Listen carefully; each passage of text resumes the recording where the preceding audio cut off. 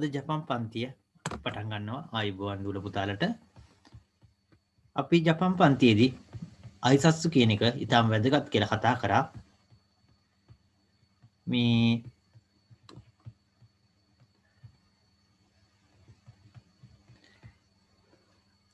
උදෑසන අපි ආචාර කරන විදිය ඔහායෝ ගොසයිමස් කියලා කිව්වා. අපි දවල්ට ආචාර කරන්නේ කොන්නිචිවා කියලා අපි කතා කරා.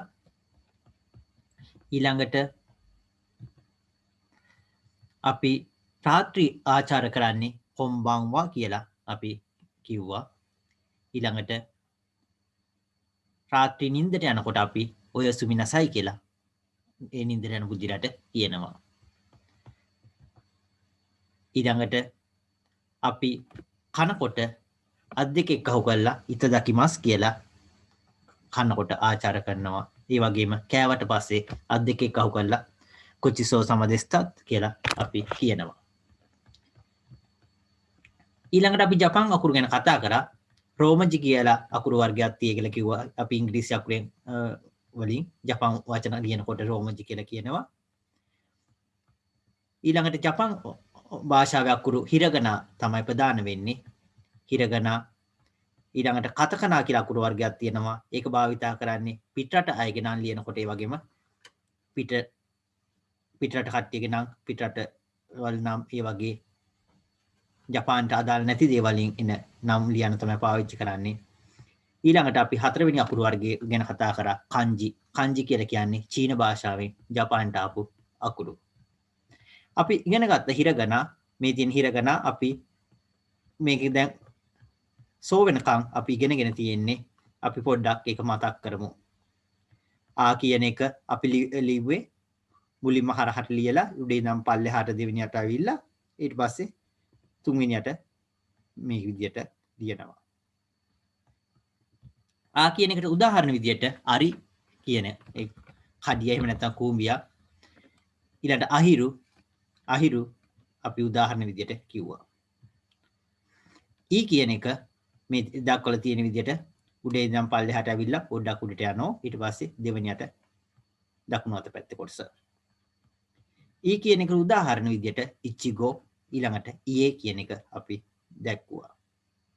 ඉචිගෝ කියන්නේ ස්ට්‍රෝබෙරි, ඊයේ කියලා කියන්නේ ගෙදර කියන එක. ඊළඟට අපි ඌ අකුර උඩ කොටස ඉස්සෙල්ලා. ඊළඟට දෙවෙනි කොටස ඊළඟට.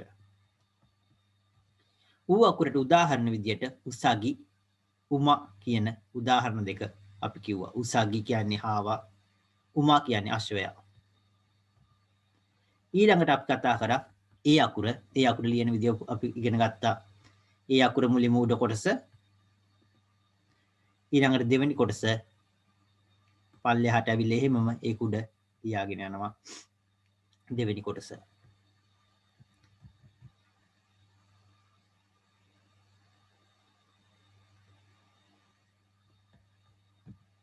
ඒ අකුරට උදාහරණ විදියට අපි එකි කියන්නේ දුම්රියපල ස්ටේෂන් එක.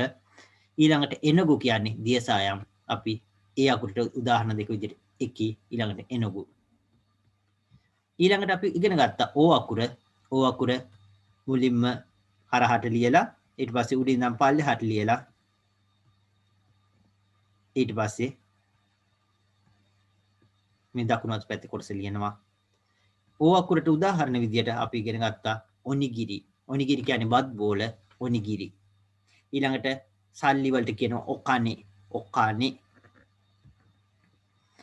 ඊළඟට අපි ඉගෙන ගත්තා කා අකුර මුලින්ම මේ කොටස. ඊට පස්සේ දෙවෙනි කොටස. ඊට පස්සේ තුන්වෙනි කොටස. ඊළඟට ඒකට උදාහරණ විදියට අපි කයරු ඊළඟට කනි උදාහරණ විදියට කතා කරා. ඊළඟට අපි ඉගෙන ගත්ත කී අකුර උඩ කොටස මුලින්ම. ඊළඟට දෙවෙනි කොටස. ඊළඟට තුන්වෙනි කොටස. ඊට පස්සේ හතරවෙනි කොටස. කී අකුරට උදාහරණ විදියට කිරින්.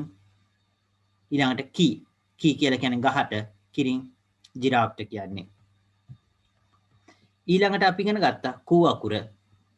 කූ අකුරේ ස්ටෙප් එකයි තියෙන්නේ උඩින් ඉඳන් පල්ලෙහාට එහෙමම ඇවිල්ලා නතර කරන්නේ නැතුව එහෙමම පල්ලෙහාට යනවා. කූ අකුර.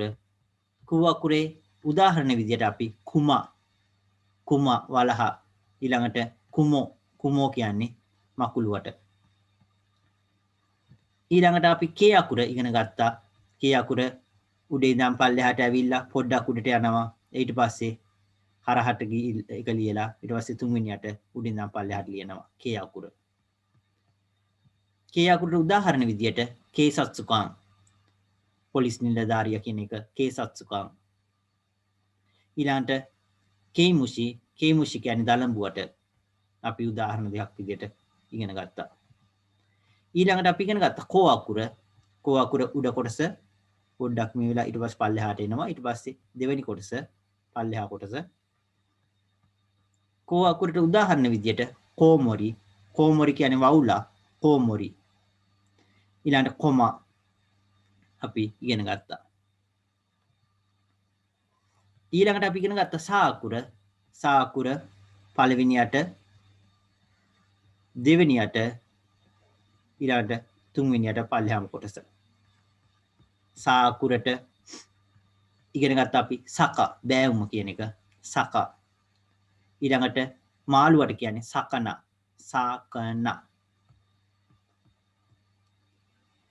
ඊළඟට අපි ෂී අකුර ඉගෙන ගත්තා උඩේ ඉඳන් පල්ලෙහාට එහෙමම ලියලා ඊට පස්සේ ආපහු උඩට යනවා කොක්කක් වගේ. ෂී අකුරට උදාහරණ විදියට ශිකා කියන්නේ මුවාට. ඊළඟට චතුරස්‍රයට කියනවා ශිකක්කු. ඊළඟට අපි ඉගෙන ගත්තා සූ අකුර මුලින්ම වම් පැත්තෙන් ඉඳන් දකුණු පැත්තට හරහට ලියලා ඊට පස්සේ උඩින් ඉඳන් පල්ලෙහාට ඇවිල්ලා එතන බිඳුවක් වගේ ඇවිල්ලා ඊට පස්සේ පල්ලෙහාට එනවා. ඒක සූ අකුර. සූ අකුරට උදාහරණ විදියට අපි ඉගෙන ගත්තා සුයික කියන්නේ පැණි කොමඩු සුයික.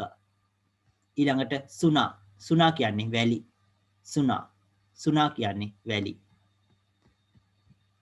ඊළඟට අපි ඉගෙන ගත්ත සේ අකුර මුලින්ම ලියන්නේ හරහට ලියලා වම් පැත්තෙන් ඉඳන් දකුණු පැත්තට හරහට ලියලා ඊට පස්සේ දකුණු පැත්ත එක පල්ලෙහාට ඇවිල්ලා ඊළඟට පොඩ්ඩක් උඩට යනවා. ඊට පස්සේ තුන්වෙනියට වම් පැත්ත එක ලියනවා. සේ අකුරට උදාහරණ අපි කතා කරේ සෙකයි කියන්නේ ලෝකය. සෙකයි කියන්නේ ලෝකය. ඊළඟට සේකයි කියන්නේ හරි කියන එක. හරි වැරදි කියන එකේ හරි කියන එක තමයි සේකයි කියන්නේ. ඊළඟට අපි ඉගෙන ගත්තේ සෝ අකුර එක ස්ටෙප් එකයි තියෙන්නේ. වම් පැත්තෙන් උඩින් ඉඳන් පටන්ගෙන පල්ලෙහාට ඇවිල්ලා ඊට පස්සේ ආපහු දකුණු පැත්තට ගිහිල්ලා ඊට පස්සේ ආපහු පල්ලෙහාට යනවා. සෝ අකුරට උදාහරණ අපි කතා කරේ සෝකෝ කියන්නේ ගබඩාව. සෝකෝ ගබඩාව. ඊළඟට සොරා කියන්නේ අහසට. අහස. අපි අද කතා කරනවා තා අකුර. ඊළඟ අකුර විදියට තා අකුර. මේක THA කියන එක තමයි ඇත්තටම ශබ්ද වෙන්නේ. නමුත් ජපන් භාෂාවේදී TA කියලා ගොඩක් වෙලාවට කට්ටිය ලියනවා. දුලපොදා හොඳටම අහලා තියෙන ටොයෝටා කියලා කිව්වට ඒක ඇත්තටම ටොයෝතා. තෝ කියන එක තමයි. ඇත්තටම ජපන් භාෂාවේදී THO කියන එක තෝ කියන එක. නමුත් ජපන් අය ලියන්නේ ටෝ කියලා TA කියලා. ඒක ඉංග්‍රීසියෙන් ශබ්ද කරනකොට ටොයෝටා කියලා තමයි ශබ්ද වෙන්නේ. නමුත් ඇත්ත ශබ්ද කිරීම ටොයෝතා. ඒක නිසා ජපන් භාෂාවේදී TA කියන එක ටෝකියෝ කියලා දුර පුතාලා කියනවා. ටෝකියෝ කියලා කිව්වට TO කියලා අකුරක් ජපන් භාෂාවේ නැහැ. THO කියලා කියන්නේ ටෝකියෝ. ජපන් භාෂාවේ. නමුත් ජපානයේ ලියන්නේ ටෝෂිබා එහෙමත් සේරම ඒවා ටී නෙවෙයි තා යන්නේ අපේ සිංහල භාෂාවේ තියෙන තා අකුරෙන් තමයි ඒක සමාන වෙන්නේ තා කියන එක. අපි බලමු මේක ලියන විදිය. මුලින්ම හරහට ලියන එක. ඊට පස්සේ උඩින් නම් පල්ලෙහාට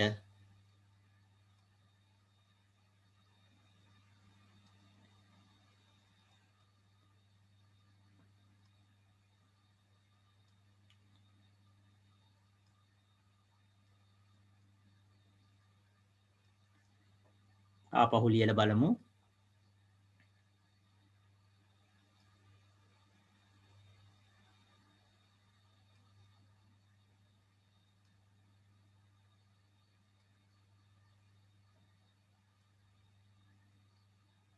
ආපහු ලියලා බලමු.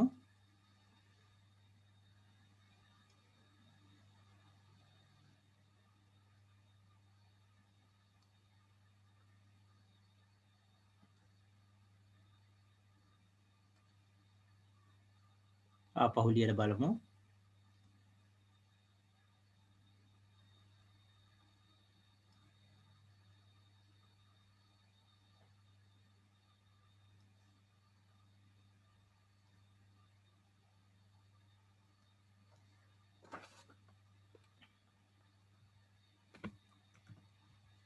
ආපහු පාරක් අපි ලියලා බලමු.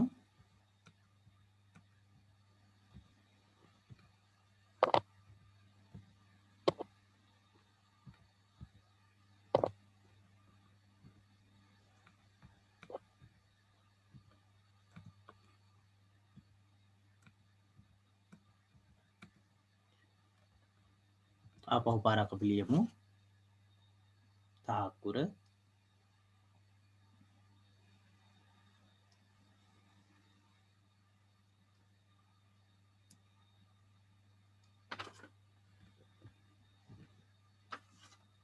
නැවතත් ලියලා බලමු.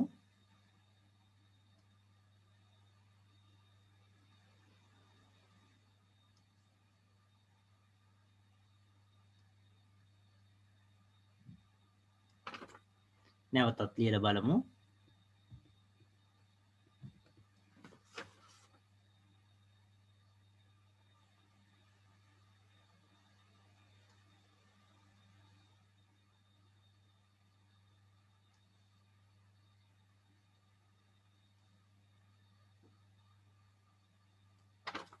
නැවතත් ලියලා බලමු අපි.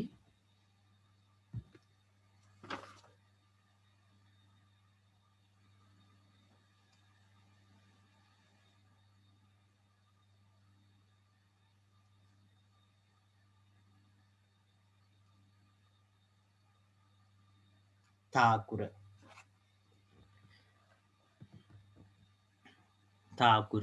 තා අකුරට උදාහරණ විදියට අපි ඊළඟට උදාහරණ කීපයක් බලමු. උදාහරණ දෙකක්. තකේ කියන්නේ උණ ගහට. තකේ කියන්නේ උණ ගහට. ජපානයේ ගොඩක් දේවල්වලදී තකේ මේ උණ ගහ පාවිච්චි කරනවා. විශේෂයෙන්ම ලංකාවේ කන්න නැතුණාට උණ ගස්වල මොටි කියන්නේ පල්ලෙහා එන අලුත ආපු හැටිය උණ ලපටියේ මොටි කනවා ජපානයේ. ඒක ප්‍රසිද්ධ කෑමක් ගණන් අධික කෑමක් ජපානයේ. උණ ගහ ගොඩක් දේවලදී භාවිතා කරනවා ජපානයේ. තකේ කියලා කියන්නේ. තකේ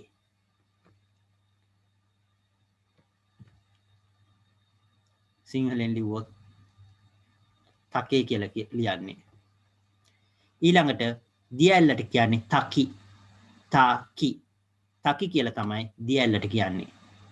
දිය ඇල්ලට කියන්නේ තකි. තකේ කියන්නේ උණ ගහට. තකි කියන්නේ දිය ඇල්ලට.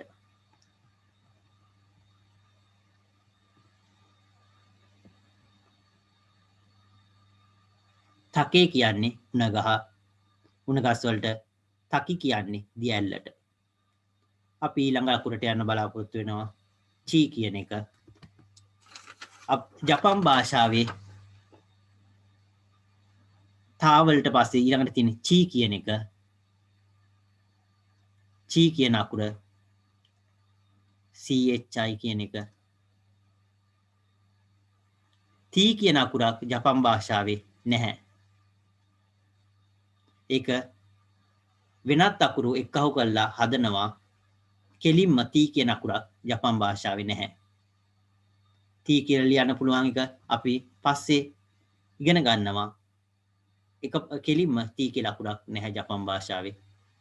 වෙනත් අකුරත් එක්ක එකහු කරලා තමයි ලියන්න වෙන්නේ. අපි තා වලට පස්සේ ඊළඟ අකුර චී කියන එක අපි ඉගෙන ගනිමු. මුලින්ම හරහාට ඊට පස්සේ උඩින් ඉඳන් පල්ලෙහාට ලියලා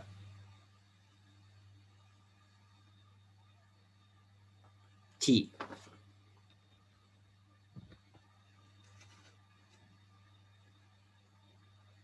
මුලින්ම හරහාට ලියලා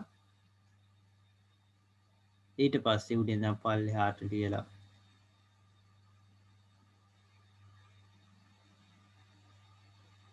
චී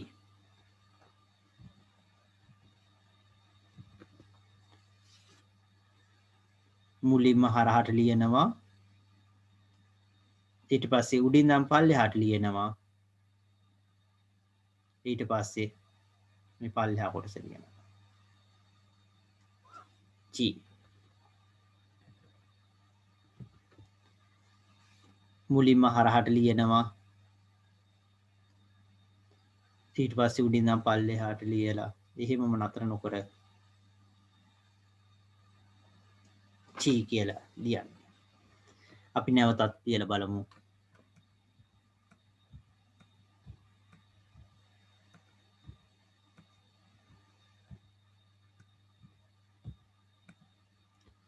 අපි නැවතත් ලියලා බලමු.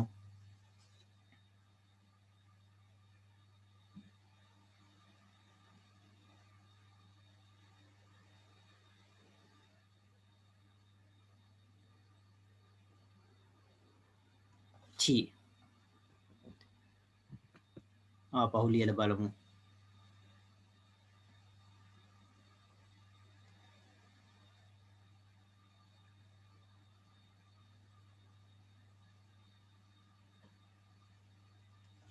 චී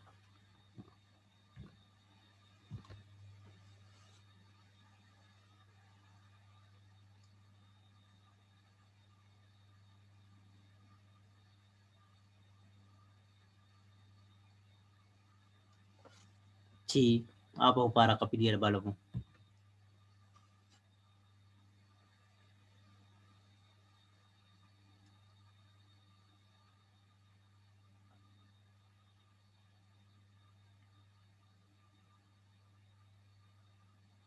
චී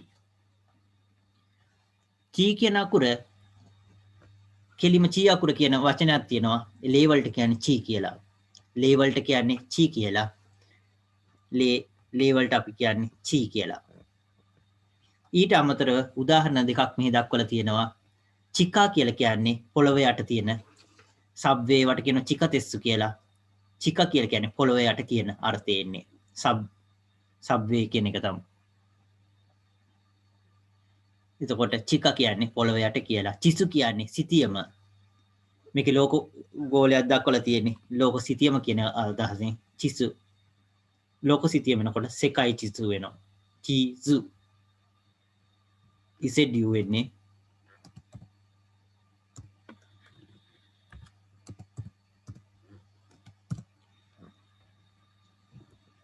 චිසු. චිසු කියලා එක තමයි සිතියමට කියන්නේ. පොළොව යට කියන අර්ථය එන්නේ චිකා. චිකා. චිකා කියලා කියන්නේ පොළොව යට කියන එක. චිසු කියලා කියන්නේ සිතියම කියන එක. අපි ඊළඟ අකුර ඉගෙන ගන්නවා සු. මේක TSU කියන එක තමයි එන්නේ. තු කියන එක නෙමෙයි TSU අල්ත ඇන්නත් සු යන්නකුත් සු කියලා ඉන්නේ. ශබ්ද කරන ටිකක් අමාරුයි. සු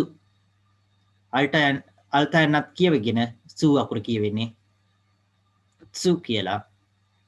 මේක එක ස්ටෙප් එකයි තියෙන්නේ.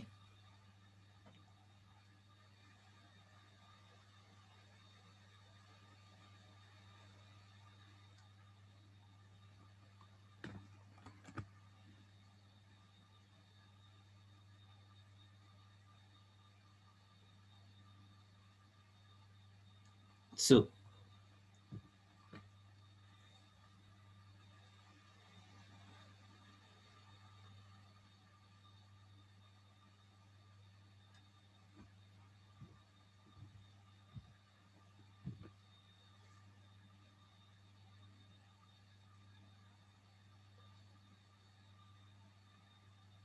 සු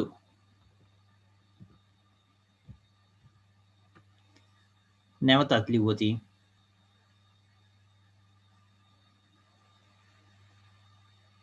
සු ආපහු අපි ලියලා බලමු.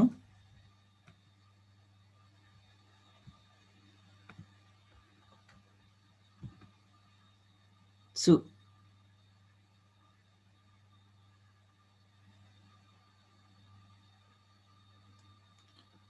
සු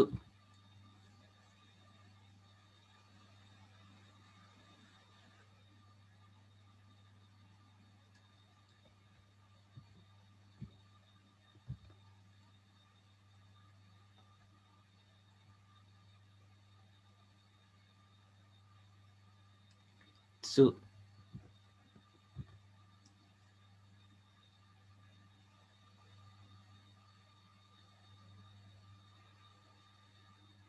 සු සු කියන අකුරට අපි උදාහරණ බලමු. සුචි සුචි කියලා කියන්නේ පස් වලට. සුචි සුචි කියලා කියන්නේ පස් වලට. ඊළඟට හඳට කියනවා සුකි සුකි සුකි කියලා කියන්නේ හඳට. පස් වලට කියන්නේ සුචි, හඳට කියන්නේ සුකි. පස් වලට කියනවා සුචි කියලා, හඳට කියනවා සුකි.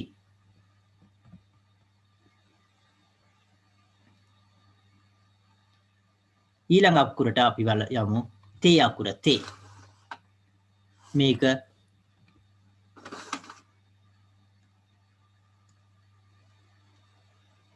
තේ කියන අකුර වෙන්නේ. එක ස්ටෙප් එකයි තියෙන්නේ.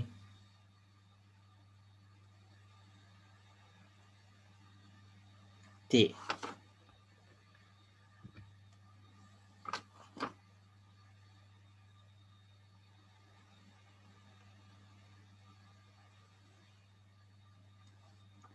තේ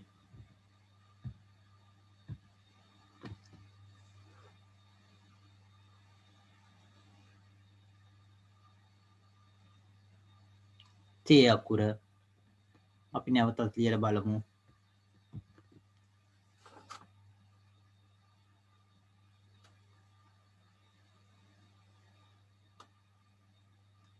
තේ අපි නැවත පාරක් ලියලා බලමු.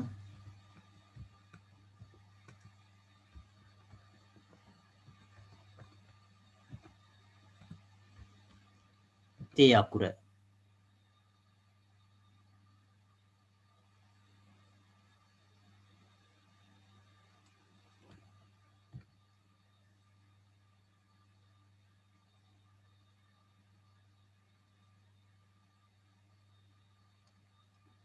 නැවත පාරක් අපි ලියලා බලමු.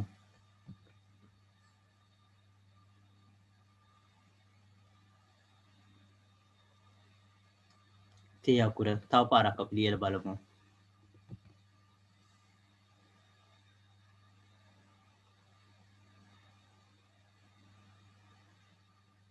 තේ අකුර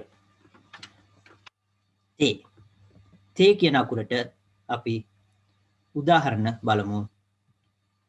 තේ කියන්නේ අත.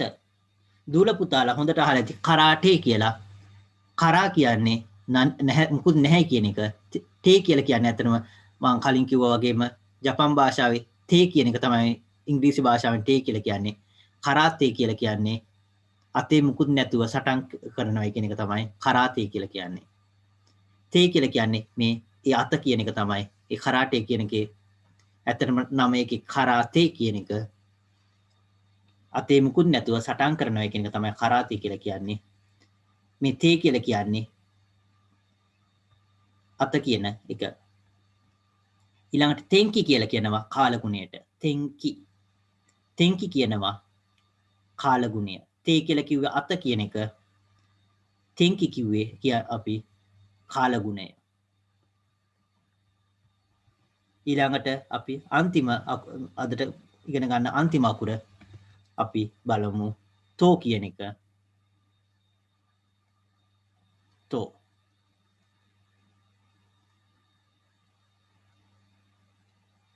පළවෙනි ස්ටෙප් එක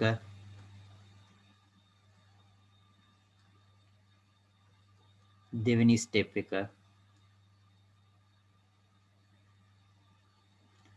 තෝ මේ දෙක එක අහු වෙන්න ඕන.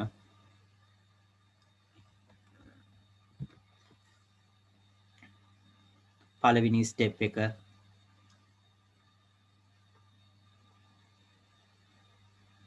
දෙවෙනි ස්ටෙප් එක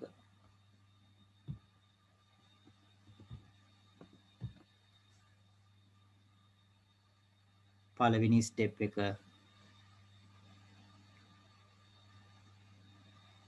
දෙවෙනි ස්ටෙප් එක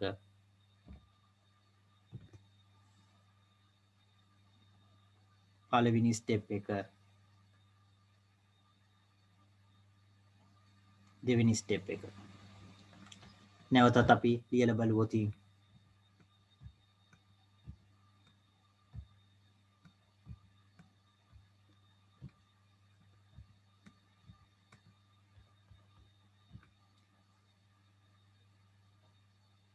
පළවෙනි ස්ටෙප් එක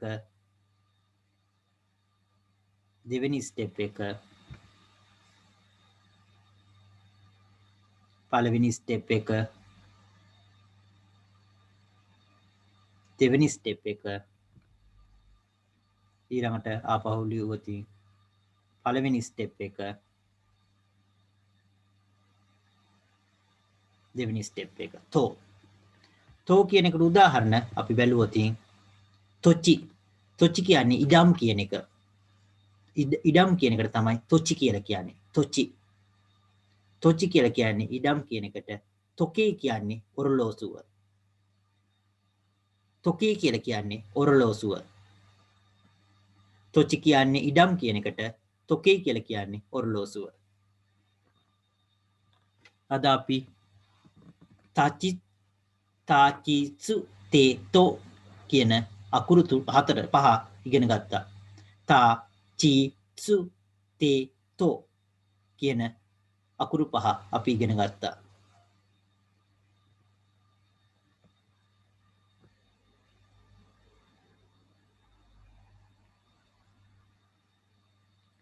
අපි දැන් අද වෙනකොට අකුරු 20ක් ඉගෙනගෙන තියෙනවා. අයු එෝ කකිකු කෙකෝ සශිසු සෙසෝ තාචිත්සු තේතෝ අපි අකුරු 20ක් ඉගෙනගෙන තියෙනවා. තව ටිකයි අපිට තව භාගයයි විතර තියෙන්නේ. දූල පුතාලට අපි ටිකෙන් ටික ඉතුරු අකුරුත් ඉගෙන ගනිමු. අදට පාඩම මෙතනින් ඉවරයි.